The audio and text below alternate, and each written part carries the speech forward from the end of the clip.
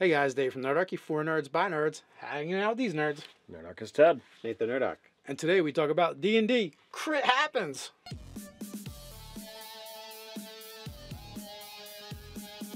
Hey guys, maybe you've noticed these awesome shirts we're wearing from armorclass10.com.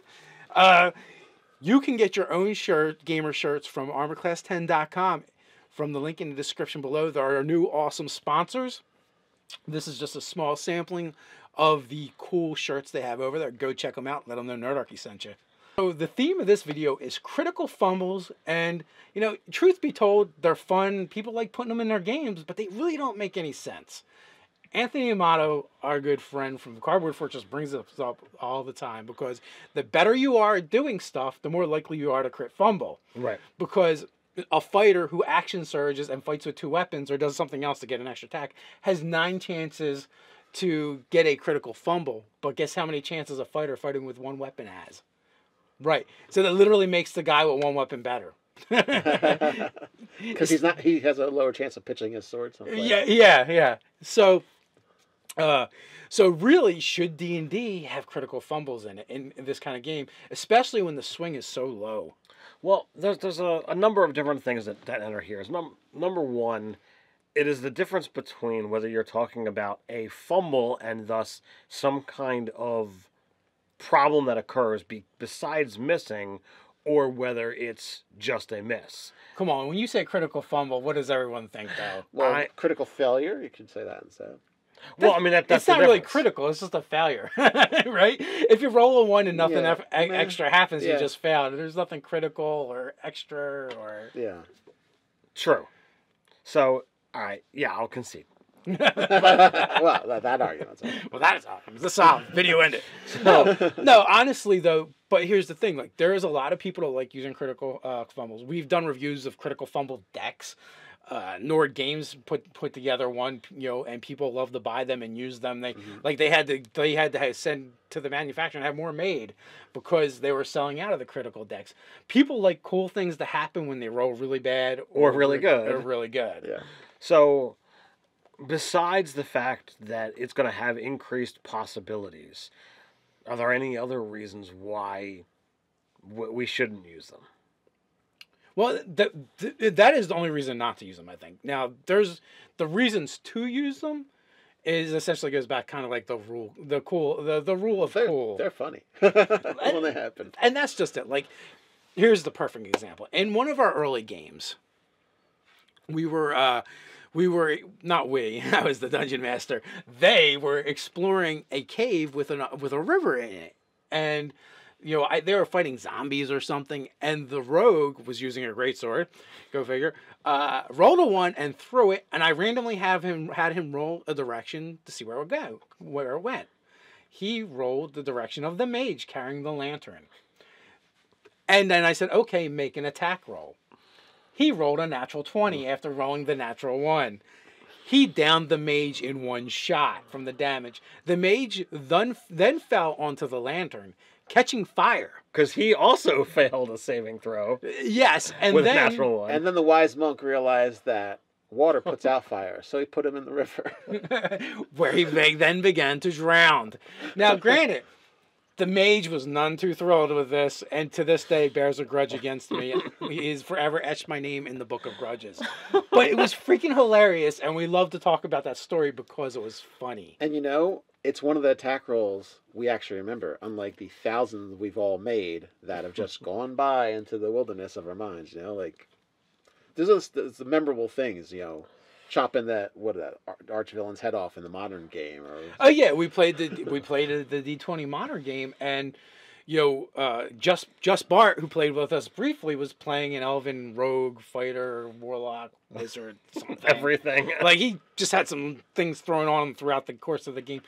But literally, the big bad in the campaign, the guy that we could not face because we were not ready to face, was enacting a ritual to put up a force field around him. And the only way to even get to him was he had to swoop in on a griffin, kind of like dive off the griffin and slide on his knees underneath this barrier that was being lowered.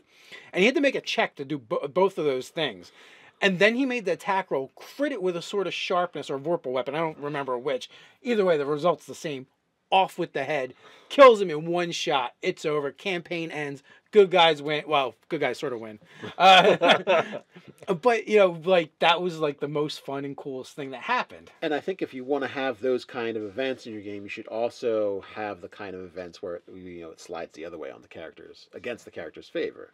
Like, they drop their sword in front of the dragon, or, you know, trip and they fall down into a well instead of doing something heroic. So, and you know, it is really tricky to do it and do it in a way where it just creates this perfect storm of great role-playing events or stories that happened.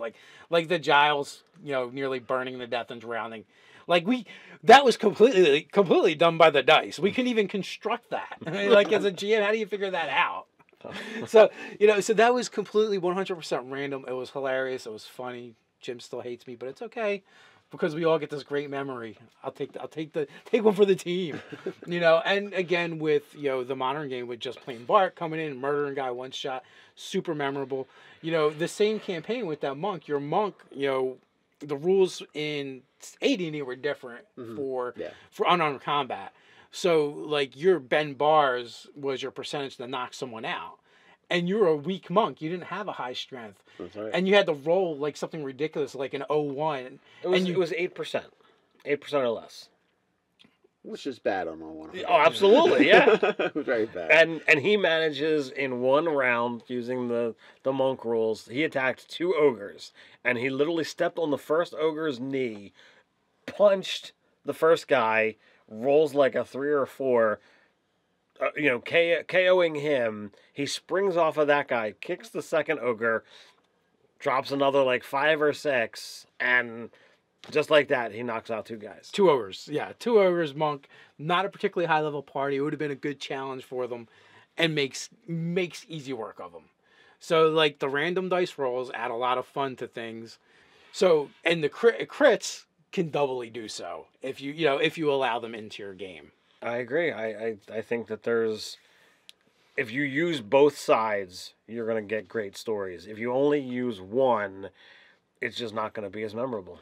And I would say for the crit failures, you got to, rather than focusing on that it did go wrong, focus on how it could be cool when it goes wrong. Yeah, I mean, and that is really the trick. Like, the extreme example of the 20th level fighter who gets 4 attacks of rounds and action surges and can have ones. So the idea is, like, how do you balance that against what's going on? Mm-hmm. Now, that being said, in theory, he's fighting challenges and threats that are equivalent to him. So maybe there's a way to mitigate, you know, the doofiness of it by having something cool being done because of that natural one. Like, he's fighting a dragon. And, you know, maybe the natural one had nothing to do, like, the natural one you narrated as not having anything to do with him, but as he goes to attack at the last minute, the dragon swings his tail around, knocking the fighter on his ass, you know, knocking him prone. And now he's going to lose movement or stuff to get up. The dragon could literally lift up its arm and block with the armored forearm and knock the sword out of his hand. You can still have these disastrous effects, and using the example of the rogue attack, you know, missing and flowing his sword, that could have very well easily wound up into an enemy, and you would have still had it attack the enemy. Yes. So the miss could have wound up still being a hit. So if you're playing that level of style, or that style, it was a hit. Well, I meant a hit for the good guy. Oh, right. And a story I still think of fondly is the story of was it 9-fingered thief or 9.5-fingered thief? Oh, the 9-fingered thief. Aggravated damage. So, you know, what happens when a trap is going to go off and it's going to hurt you, and it's going to hurt you in a specific region because that's where you're messing with the trap. Well, you know, if you get, you know, bad roll leads to maximum damage from the trap. Well, off goes your finger, and now you have a cool nickname. No, half finger. I think it was a half finger he lost. Yeah. Half of his 9.5-fingered thief. So now he has a cool nickname that everybody wants to know the story behind. So, like, you know, it just depends on how seriously you take your games, and there's definitely a group of players that they love the most ridiculous things to happen with crits, even if it's bad things to their characters. So you're one here. It's still useful. It is still useful. Andrew Knapp, SR2 Joker, is definitely one of those players where they're like, oh yeah, bad stuff on my character, pile it on, why not? Indeed. Speaking of him, summing him up, I remember the Griffin Gaff game I ran, Trouble with Prospectors, was he used a whip and he crit it to steal the Ogre Magi's weapon that was his glaive that was like just leaning against him. And he critted it. So I'm like, okay, you crit it, you grab it, you pull it so hard, it goes flying across the cave and slams into the wall in the opposite room, burying itself. So the ogre has to take extra actions just to get it out of the wall. So and that's, obviously that's a crit success, but letting crits in your game can add a lot of fun to it, as long as you don't take it too serious and care about the math overly much. Sorry, Anthony. Let us know your most memorable crit fails and crit successes in the comments below. While you're at it, like, share, and subscribe. You can check out the link for armorclass10.com and get yourself some awesome gaming shirts. You can also check out our Facebook page. So until next time, stay nerdy.